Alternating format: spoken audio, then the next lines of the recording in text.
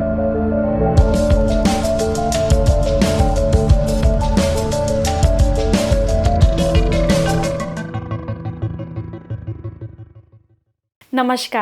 मैं दीपाली न्यूज़ डंका हिंदी में आपका स्वागत करती हूं।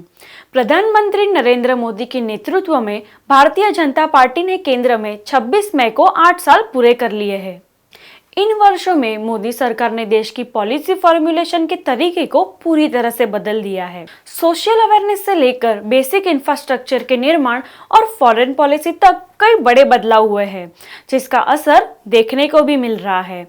यही कारण है कि कई देश भारत की ओर टकटकी लगाए हुए हैं। इन वर्षों में ऐसे मामलों का भी निपटारा हुआ जिसकी तुष्टीकरण के कारण से किसी भी सरकार ने इसे हाथ लगाने की कोशिश भी नहीं की, जैसे अयोध्या का राम मंदिर विवाद, 3 तलाक और कश्मीर में धारा 370 ऐसे मामले हैं जो देश की दिशा और दशा तय करते हैं।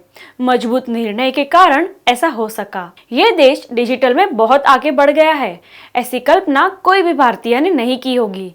आज की पीढ़ी के हाथों में 24 घंटा मोबाइल इसका जीता जागता उदाहरण है। वर्तमान में विश्व का हर देश भारत को एक बड़ी और उभरती इकोनॉमी और स्ट्रेटेजी ताकत मान रहा है। आज हम चर्चा करेंगे मोदी सरकार द्वारा उठाए गए उन कदमों की जिसने डिजिटल इंडिया को बेहद प्रभावित किया। इन 8 सालों में पीएम मोदी ने भारत को डिजिटल इकोनॉमी बनाने के लिए कई कदम उठाए हैं। उसका एग्जाम्पल है डिजिटल रूपी यूपीआई जैसे कई योजना है जिसका ऐलान डिजिटल इंडिया को एक नई ऊंचाई देता है।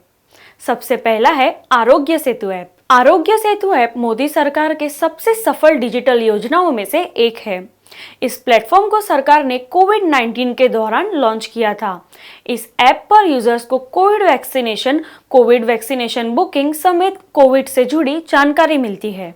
इस ऐप को एनआईसी ने विकसित किया है। सिर्फ 40 दिनों में इस ऐप को 10 करोड़ से भी ज्यादा यूजर्स ने इंस्टॉल किया था।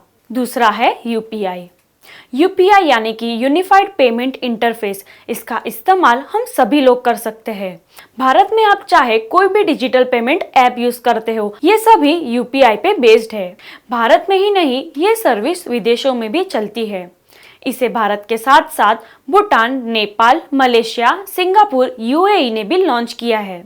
तीसरा है डिजिटल रूपी। डिजिटल रुपया का ऐलान सरकार ने इस साल किया था। यह भारतीय करेंसी का एक डिजिटल फॉर्म है। इसका इस्तेमाल कॉन्टेक्टलेस ट्रांजैक्शन के लिए किया जा सकता है।